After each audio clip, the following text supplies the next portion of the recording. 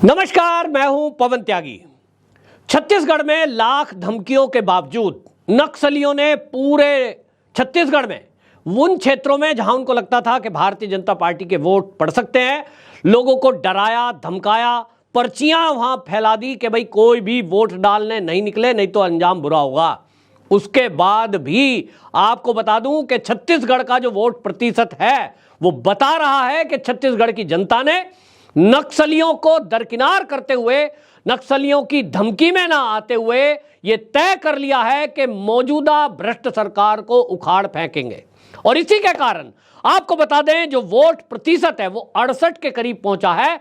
और इस 68% वोट में ज्यादा वोट जो पड़ी है वो महिलाओं का वोट है। और इसी के कारण आपको बता दूं, पूर्व सीएम जो रमन सिंह है, उनका कहना है कि भारतीय जनता पार्टी की सरकार बनने जा रही है, क्योंकि महिलाओं का वोट प्रतिशत जो बढ़ा है, उनको जो केंद्र की योजनाएं हमने दी हैं, चाहे वो महीने का मिलने वाला फ्री का राशन हो, चाहे उज्ज्वला गैस हो, चाहे किसानों की सम्मान निधि हो और फ्री में मिलने वाले आवास हो, उसका इफेक्ट है।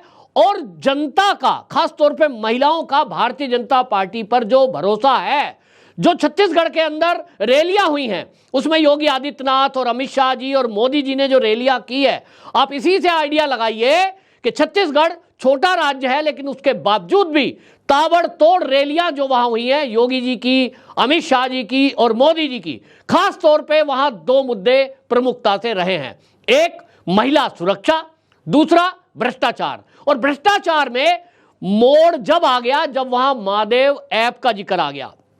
महादेव ऐप आपको याद ही है कि महादेव ऐप के जरिए जिस तरह से सट्टा खिलाया जा रहा था, उसमें जो खुलासा हुआ, और खुलासे में यह बताया गया कि इसमें 508 करोड़ रुपया तो सीधे सीधे जो मुख्यमंत्री हैं उनको पहुंचाया गया। हालांकि अभी उसकी जांच होना बाकी है, यह केवल आरोप है। अभी उस आरोपों में क्या सच्चाई है ये तो बाद में पता लगेगा। लेकिन चुनाव में इस मुद्दे का बहुत बड़ा असर हुआ, क्योंकि मोदी जी ने अपनी रैलियों में इस महादेव ऐप के मुद्दे को उठाया, अमित शाह जी ने इस मुद्दे को उठाया, और योगी आदित्यनाथ तो लॉ एंड ऑर्डर की सिचुएशन पर हमेशा कांग्रेस की सरकार को घेरते ही हैं। उन्होंने बात की है बुलडोजर की, और सबने देखा है कि उत्तर प्रदेश में अपराधियों पर जैसा बुलडोजर चलता है। और इसीलिए आपको बता दूं कि छत्तीसगढ़ के अंदर ये जो वोट प्रतिशत है 68, ये बता रहा है कि बदलाव की बयार छत्तीसगढ़ में इस बार बहने जा रही है। इसका एक और कारण है कि यहां जो कांग्रेस है, उस कांग्रेस में आपने देखा पिछला जो 5 साल गया है, उसमें टीएस सिंहदेव जो कि डिप्टी सीएम बनाए गए, फिर उनमें चर्चा चल रही थी सीएम बनाए जाएंगे, टूट होने जा रही है आपस की लड़ाई, ये भी सामने थी कि आखिरकार इस बार अगर कांग्रेस को वोट देते हैं तो सीएम कौन बनेगा। अगर फिर से भूपेश बघेल को सीएम बनाया जाता है तो फिर जो सट्टा बाजार में जो खेलने वाले लोग हैं सट्टा, उनको हेल्प करने वाला, गोधन का घोटाला, गोबर का घोटाला, किस तरह के घोटाले खुले। और उन घोटालों के अलावा जिस तरह से वहां यह देखा गया कि लॉ एंड ऑर्डर की सिचुएशन तो कहीं है ही नहीं। आप इसी से कल्पना लगाइए, अंदाजा लगाइए कि केंद्रीय सुरक्षा बलों की इतनी टुकड़ियां छत्तीसगढ़ के अंदर तैनात थी कि चप्पे चप्पे पर उनको तैनात किया गया, बूथ पर तैनात किया गया, और उसके बाद भी 2-3 जगह नक्सली हमले हुए। आपको बताएं, इस नक्सली हमले में एक जगह तो ये गरियाबंद में हुआ, बड़े गोबरा मतदान केंद्र पर नक्सली हमला, जहां एक जवान भी वीरगति को प्राप्त हुआ। और एक कांकेर में वहां पेड़ काटकर सड़क पर डाल दिए गए, और वहां ये लोगों से कहा गया वोट डालने आप ना जाइए। लेकिन वो जो लोग हैं उन्होंने भी शायद तय कर लिया कि भाई हमें इन धमकियों से डरना नहीं है। केंद्रीय सुरक्षा बलों की जो तैनाती थी उसने ये सुनिश्चित किया कि भाई आप इन धमकियों से मत डरो, वोट डालने जाओ। ये आपको बताएं। लेकिन आपको बता दूं कि कुछ जगह ऐसा हुआ है जहां लोगों ने बहिष्कार किया, और वो बहिष्कार भी कांग्रेस के प्रति गुस्सा दिखा रहा है। आप सोचिए, ये फ्री की बस यात्रा, फ्री की फलानी स्कीम, ये हम देंगे, और कांग्रेस की हालत क्या है कि आज भी जो बात कर रहे हैं भूपेश बघेल कि हमने विकास बहुत किया है, कई गांवों में सड़क तक नहीं है। आपको बता रहा हूं ये क्या हुआ है कि बरपाली गांव में वहां बाकायदा एक काम हुआ है, वहां तो इसलिए बहिष्कार कर दिया गया कि वहां जाति सूचक शब्दों का इस्तेमाल किया गया सतनामी समाज के खिलाफ, और एक जगह वहां यह कह दिया गया कि भाई जो है कोबरा जिले में कि भाई हाँ, जो सड़क नहीं है तो सड़क नहीं है तो हम जो है वोट नहीं देंगे। ये बहिष्कार हुआ है बिलासपुर के मस्तूरी में।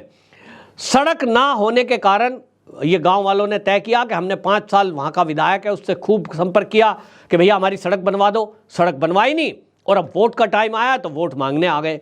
अब कह रहे हैं कि साहब अब की बार आपकी सड़क बनवा देंगे, जब 5 साल में नहीं बनी तो अब क्या बनेगी। ये इस तरह की बात आई है। और इसमें आपको बता दें सबसे ज्यादा अब जो बात है छत्तीसगढ़ के अंदर, वहां महिला सुरक्षा का मेन मुद्दा रहा है। और महादेव ऐप, जैसा मैंने बताया, उससे बहुत सारे गरीब परिवार प्रभावित रहे हैं। महादेव ऐप के बारे में आपको थोड़ा बता दूं कि वो जो है क्रिकेट का जो गेम देखते हैं आप, इसमें सट्टा बाजार होता है, ऑनलाइन सट्टा लगाना।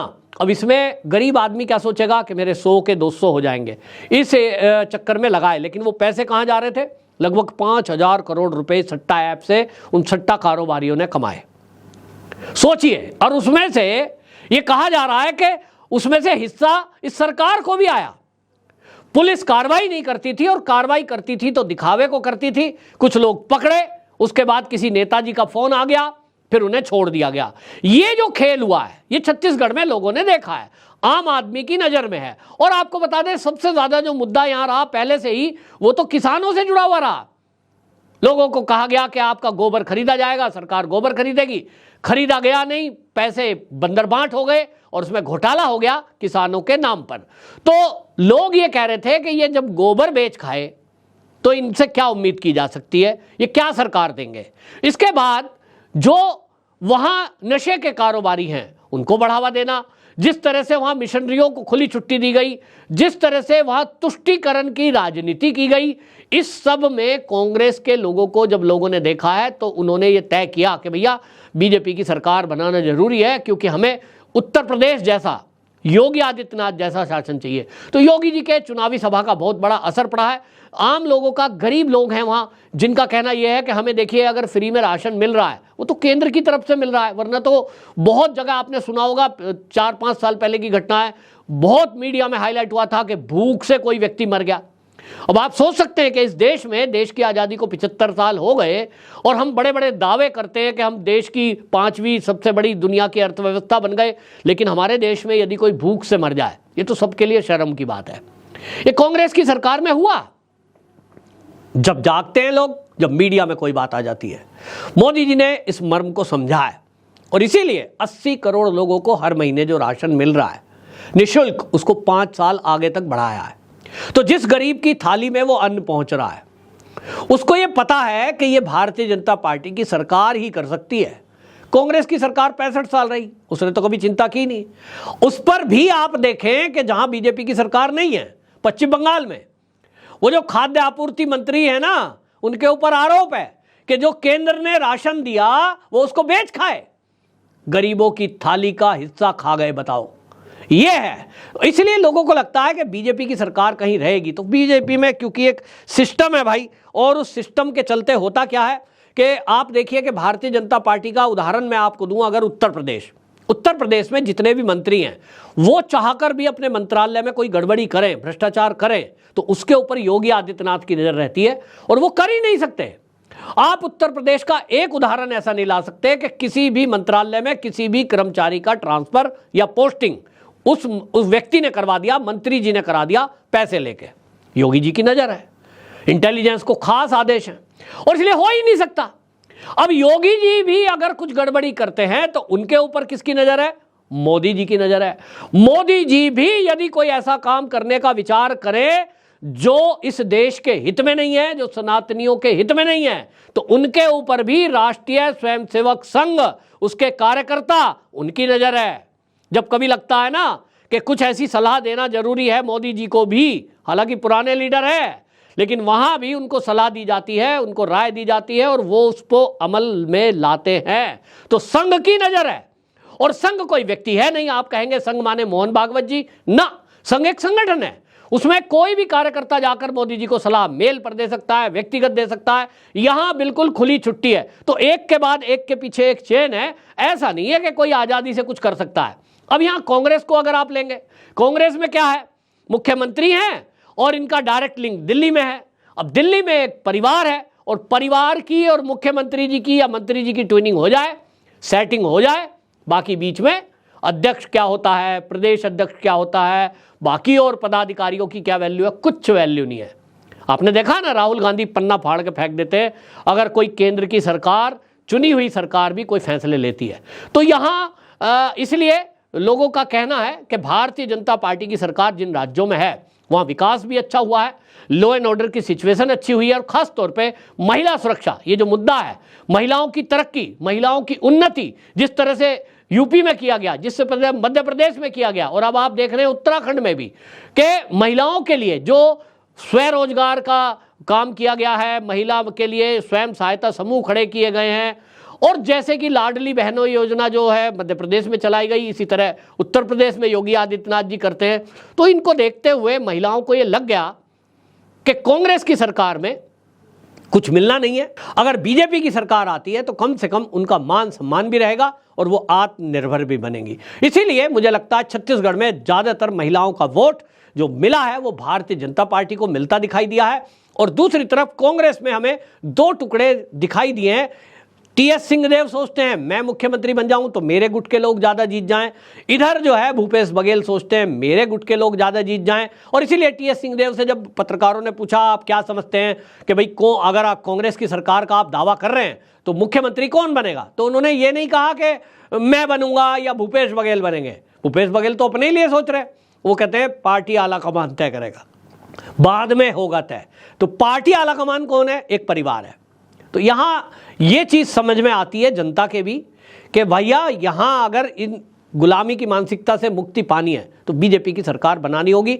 इसीलिए मुझे लगता है, और सीटवार ब्यौरा मैं इसलिए नहीं दे रहा हूं क्योंकि चुनाव आयोग की गाइडलाइन है, सुप्रीम कोर्ट की गाइडलाइन है कि कोई भी जब वोटों की गिनती शुरू होगी उसके पहले कोई भी आप ब्यौरा पेश नहीं कर सकते हैं, कोई भी चुनाव के पहले आप सीटवार पूर्व अनुमान प्रसारित नहीं कर सकते। और इसीलिए मैं आपको नहीं बता रहा हूं, लेकिन मोटा मोटा जो मैंने बताया कि बीजेपी की सरकार ये आश्चर्यजनक तरीके से छत्तीसगढ़ में बनती दिखाई दे रही है, और वर्तमान कांग्रेस की सरकार जो है जनता ने उखाड़ फेंकने का मन बनाया, इसीलिए ये वोट प्रतिशत नक्सलियों की धमकी के बाद इतना ज्यादा पहुंचा है। आपकी क्या राय है, कमेंट बॉक्स में जरूर बताएं।